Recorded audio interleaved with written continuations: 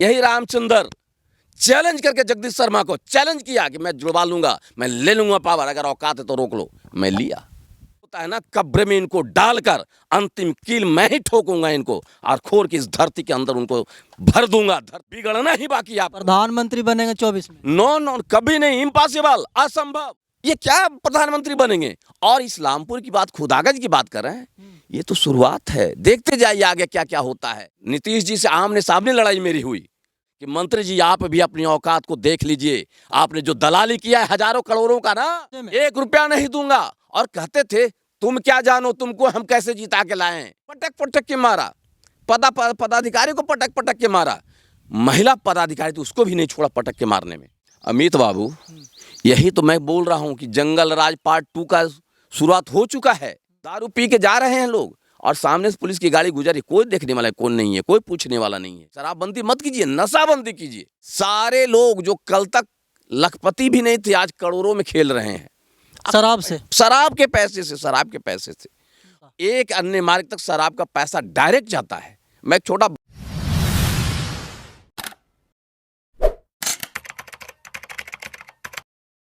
नमस्कार, प्रणाम। मैं अमित चौरसिया और आप देख रहे हैं नालंदा दस्तक। अभी हम मौजूद हैं इस्लामपुर विधानसभा क्षेत्र के गांव में और हमारे बगल में जो बैठे हुए हैं इनको आप बहुत अच्छे से जानते होंगे। खुल करके बात करते हैं किसी भी मुद्दे पे। आपको बहुत अच्छे से याद हो 2016 में नीतीश कुमार एक कानून बनाए थे और उस कानून का नाम था शराबबंदी।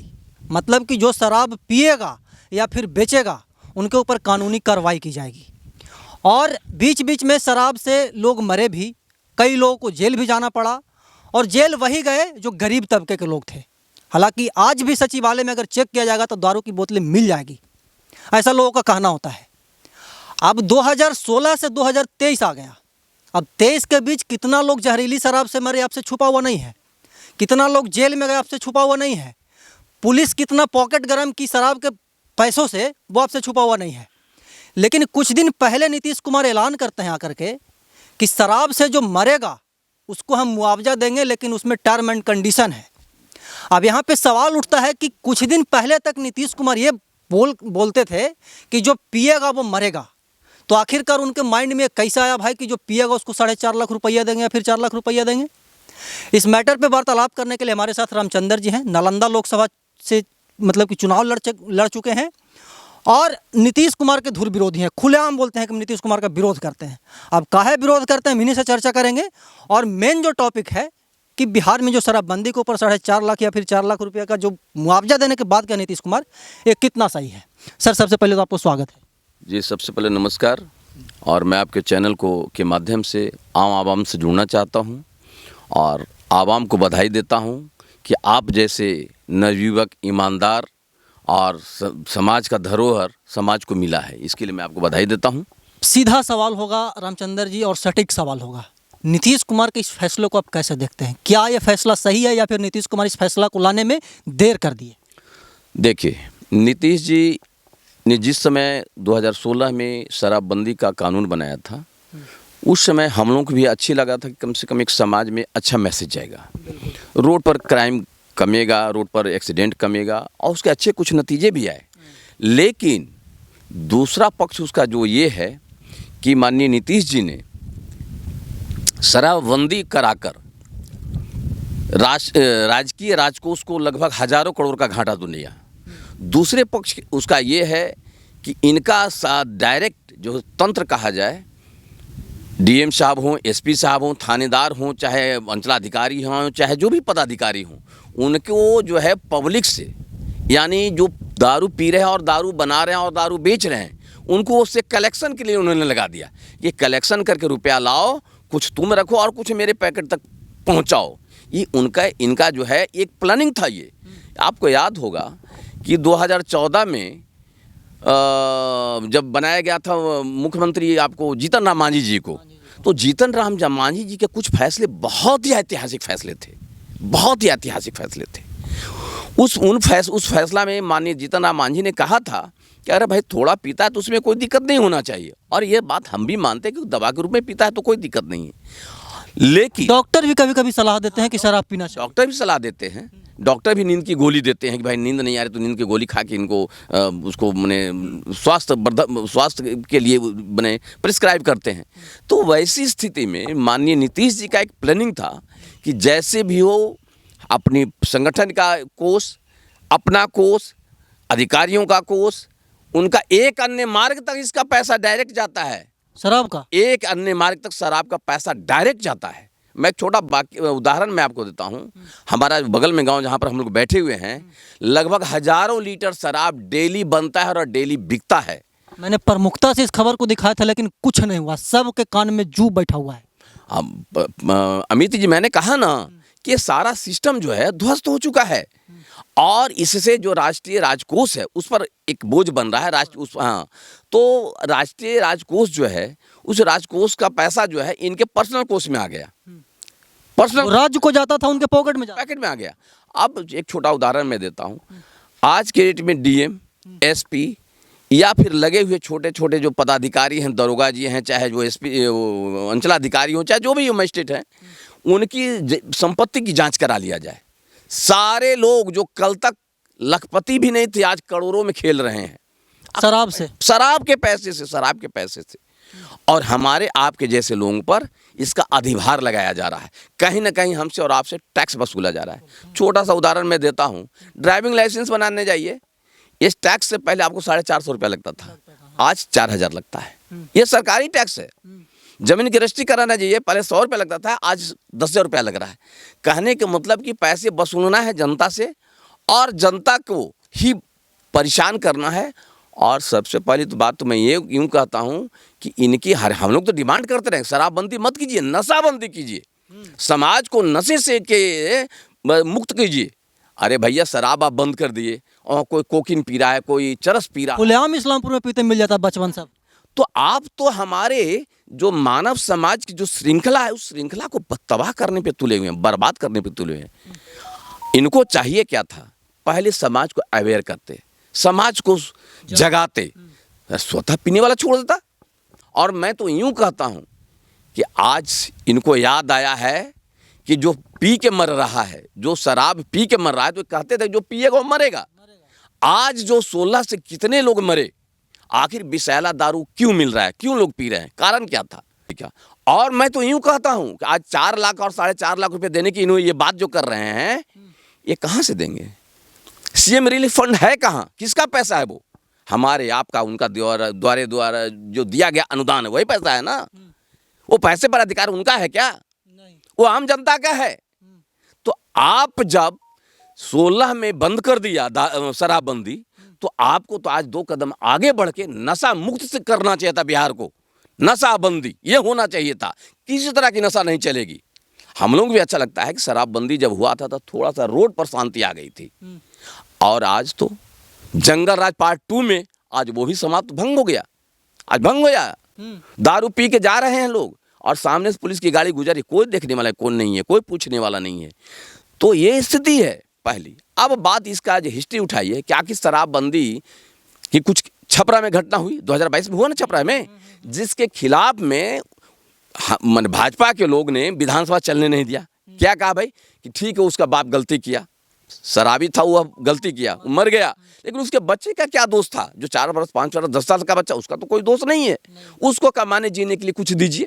इन्होंने क्या कहा, जो पिएगा मरेगा, मैं 1 रुपया नहीं दूंगा, एकदम गुस्से में 1 रुपया नहीं दूंगा। और कहते थे तुम क्या जानो, तुमको हम कैसे जिता के लाए हैं। ये विधायकों कहते तुम कैसे क्या जानो, तुमको हम कैसे जिता के लाए। मन के इनके नाम पर लोग जीता है। मैं तो कहता हूं माननीय मुख्यमंत्री जी, आप कुछ अच्छे काम किए थे, हम लोग आपके प्रशंसक थे, प्रशंसा आपकी करते थे कि नहीं नीतीश जी बहुत अच्छे हैं, बहुत अच्छा कार्य कर रहे हैं। लेकिन आज आपका इकबाल समाप्त हो चुका है। और मैं ये कहता हूं कि 4.5 लाख और 4 लाख रुपए जो देने की बात है, जितने भी लोग मरे 16 से आज तक, सारे का अगर आपराधिक मुकदमा चलता है किसी पर और अगर कोई व्यक्ति दोषी है तो वह है नीतीश कुमार। शराबबंदी से अगर किसी को मौत हो तो उसका दोषी नीतीश कुमार जी हैं। शराबबंदी से के कारण जो विषैला दारू पिया और वह हम बेचारा मर गया, उसका 302 का मुकदमा अगर किसी के ऊपर चलना चाहिए तो नीतीश कुमार जी के ऊपर चलना चाहिए। और मैं ये कहता हूं, मैं भी शपथ लिया हूं कि जब तक इस मामले में नीतीश कुमार जी को जेल नहीं भिजवाऊंगा, मैं चैन से बैठने वाला मैं नहीं हूं, मैं चैन से बैठूंगा नहीं। आपने इस समाज को बर्बाद कर दिया, बिहार को आपने बर्बाद करने में कोई कोताही नहीं छोड़ा है। आप फर्स्ट फेज में अच्छा काम किए थे, हम लोग प्रशंसा करते थे। आज आपकी जो कार्य शैली है इतना घटिया हो गया है, इतना पैसे के लिए भ्रष्टाचार फैला दिया आपने समाज में, उसका दोषी आप हैं। आज हमारे बच्चे कहाँ जा रहे हैं? आज हमारे बच्चे कहाँ जा रहे हैं? आपने वादा किया था कि जब बिहार में हम मुख्यमंत्री बनेंगे तो बिहार में उद्योग का एक नया आयाम लाएंगे, विशेष राज्य का दर्जा। विशेष राज्य का दर्जा तो इनका एक छलावा है। विशेष राज्य का दर्जा आखिर कोई सरकार क्यों इनको देगा? आप स्वयं कह रहे हैं मेरे पास अफरात पैसा है, तो जब आपके पास पैसा ही तो आपको देने की जरूरत क्या है? आपके पास पैसा है तो आपको हम कर्ज क्यों देंगे? जो बताइए, मुफ्त में क्यों देंगे? आपको नहीं देंगे। तो विशेष राज्य का दर्जा का जब जब चुनाव आता है ना, इनको याद आता है और यहाँ की जनता को ये दिग्भ्रमित करते हैं विशेष राज्य के दर्जे के नाम पर। समझ रहे हैं ना, ये स्थिति है। अब जहां तक बात है शराब की, छपरा में मरे लोग, वहां पैसा इन्होंने नहीं दिया, लोगों को कहा कि जो पिएगा मरेगा। और सबसे बड़ी बात है कि वह सिंडिकेट जो छपरा के दारुओं का माफिया है वह कौन है पता है आपको? Prabhunath Singh and company. जो सांसद हुआ करते थे, मंत्री हुआ करते थे, उनका भाई है, उनका भतीजा है, वो पूरा रैकेट चलाता है।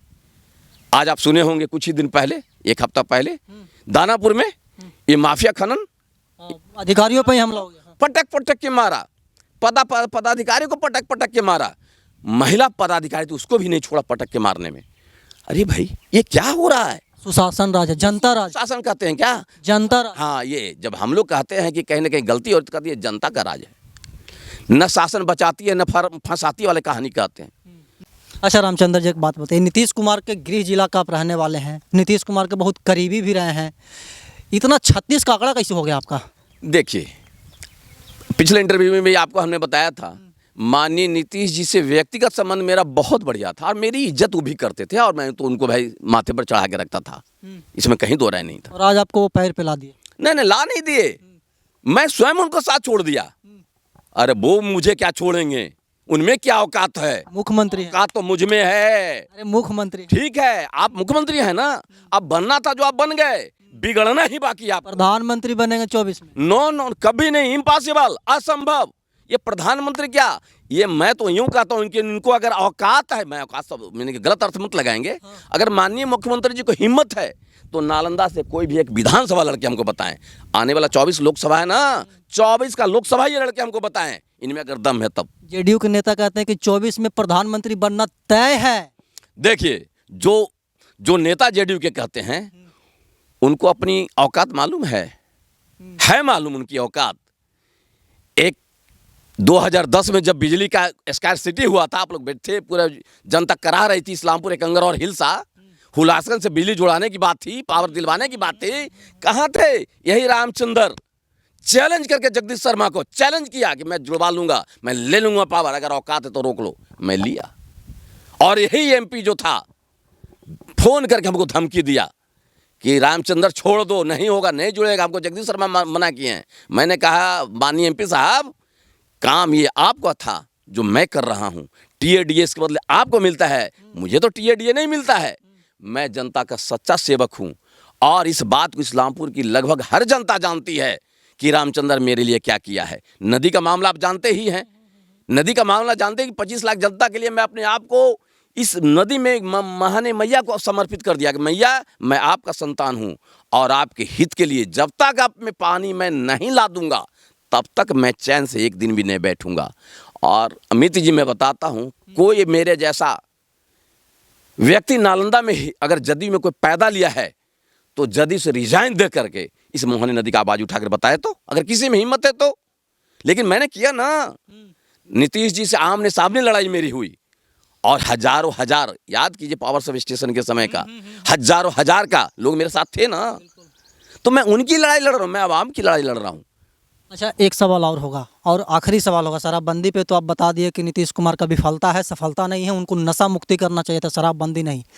इस्लामपुर दक्षिणी का जो क्षेत्र है या फिर पूरे ज़िले की बात कर लें, क्राइम में बेतहाशा वृद्धि हुई है, इसमें कोई बट नहीं है। डेली अखबार में खबर छपता है, उधर गोली मार दिया गया, उधर दुकान में लूट हो गया, उधर क्या बोलते हैं कि दंगा हो गया, उधर फसाद हो गया, और आज खुदागंज में 5-5 को दुकान के ताला तोड़ करके डकैती हो गया। क्या कहेंगे? अमित बाबू, यही तो मैं बोल रहा हूँ कि जंगल राज पार्ट 2 का शुरुआत हो चुका है।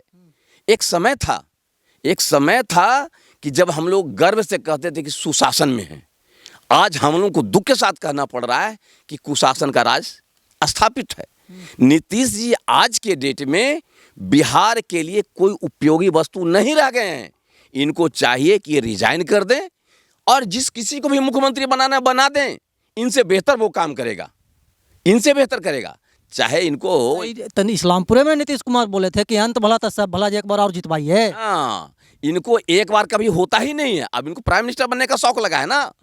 प्राइम मिनिस्टर का जगह तो खाली है नहीं, ये क्या प्रधानमंत्री बनेंगे। और इस्लामपुर की बात, खुदागंज की बात कर रहे हैं, ये तो शुरुआत है। देखते जाइए आगे क्या क्या होता है। हम लोगों को पुनः 6 बजे के बाद रोड पर से चलना मुश्किल हो जाएगा और हमारे बच्चे अगर सुरक्षित घर तक आ गए तो ये बहुत बड़ी उपलब्धि होगी। मैं ये कहता हूं अमित बाबू कि इन सभी वाक्यों को मैं बहुत पैनी निगाह से देख रहा हूं और इस पर मेरा प्रतिक्रिया यही है कि जब तक माननीय नीतीश कुमार का पॉलिटिकल डेथ मैं नहीं करा देता हूं, राजनैतिक रूप से उनको जब तक मैं नहीं मार देता हूं, मतलब ये कि वो जो कब्र होता है ना, कब्र में इनको डालकर अंतिम कील मैं ही ठोकूंगा इनको और खोर की इस धरती के अंदर उनको भर दूंगा, धरती में उनको डाल दूंगा। ये मेरा संकल्प है। नीतीश कुमार और इनके जो चमचे बेलचे हैं नालंदा में, चाहे वो मंत्री जी हों, चाहे संतरी जी हों, चाहे एमपी साहब हों, इन सबको मैं बता देता हूं कि मंत्री जी आप भी अपनी औकात को देख लीजिए। आपने जो दलाली किया है हजारों करोड़ों का ना, आपकी भी यही दुर्गति होगी। आपको भी भागल पार नहीं लगा, आपके पीछे भी ईडी आ रहा है। आप लगे रहिए, कितना बच पाते हैं आप देख लीजिए। तो इनको मैं ये बताना चाहता हूं कि माननीय नीतीश जी समझ जाइए, गरीबों को मत मारिए, गरीबों पर आप जो है अत्याचार मत कीजिए, उनको झूठा लालसा मत दिखाइए। क्या स्थिति है आज हमारे स्कूल चले जाइए, स्कूल की स्थिति क्या है। मास्टर साहब जनगणना कर रहे हैं बेचारे, कैसा भाई, इनसे बेहतर लालू जी का मास्टर नियुक्ति प्रक्रिया था ना भाई, कि भाई कंपटीशन देके जो अच्छे शिक्षक रंगवाएंगे। इन्होंने तो सीधा को पैसे दो, सर्टिफिकेट करे दो, नौकरी लो। ये कौन सा तरीका है भाई। हमारे गांव में एक ऐसे शिक्षक का नाम नहीं बताएंगे जो टीटी की परीक्षा में नहीं बैठे, आज मास्टर साहब बनल है, आज मास्टर साहब बनल है। मतलब कि भ्रष्टाचार सभी विभागों में बिल्कुल 100%। और मैं नीतीश जी को कहता हूँ, नीतीश जी समय है, समय रहते चेत जाइए आप, और नहीं चेतेंगे तो आपकी भारी दुर्गति होने वाली है। देखिए, रामचंद्र जी का कहना है कि हर एक विभाग में भ्रष्टाचार व्याप्त है। बाकी आप नीतीश कुमार के इस जनता राज के बारे में क्या सोचते हैं, बिहार में बढ़ रहे आपराधिक घटनाओं के बारे में आप क्या सोचते हैं, कमेंट बॉक्स में बताइएगा। और रामचंद्र जी कुछ और बोल रहे हैं। मैं कह रहा हूँ कि जो नीतीश जी के द्वारा अव्यवस्था फैलाई गई बिहार में, तो बिहार का जोगी पैदा ले लिया है, सम्राट चौधरी पैदा ले लिए हैं। जैसे बिहार में सरकार बनेगी, इस सारे भ्रष्टाचारियों को हम अंदर करने का काम करेंगे। तो सम्राट चौधरी बोलबे कि इनकाउंटर होगा यूपी के जैसा बिहार। जी जी, यही होगा। इसलिए भ्रष्टाचारी और व्यभिचारी, दुराचारी जितने भी हैं, सब अपना जगह आज से ढूंढ लें। नीतीश जी उनको नहीं बचाने आएंगे। नीतीश जी उनको नहीं बचाने आएंगे। वक्त बताएगा कि क्या होता है। बाकी रामचंद्र जी के इस स्टेटमेंट के ऊपर क्या सोचते हैं, कमेंट बॉक्स में बताइएगा। हम ऐसे ही देश दुनिया की तमाम छोटी बड़ी खबरों से आपको रूबरू करवाते रहते हैं और आगे भी करवाते रहेंगे। तब तक के लिए बने रहे हमारे साथ और देखते रहें नालंदा दस्तक। धन्यवाद।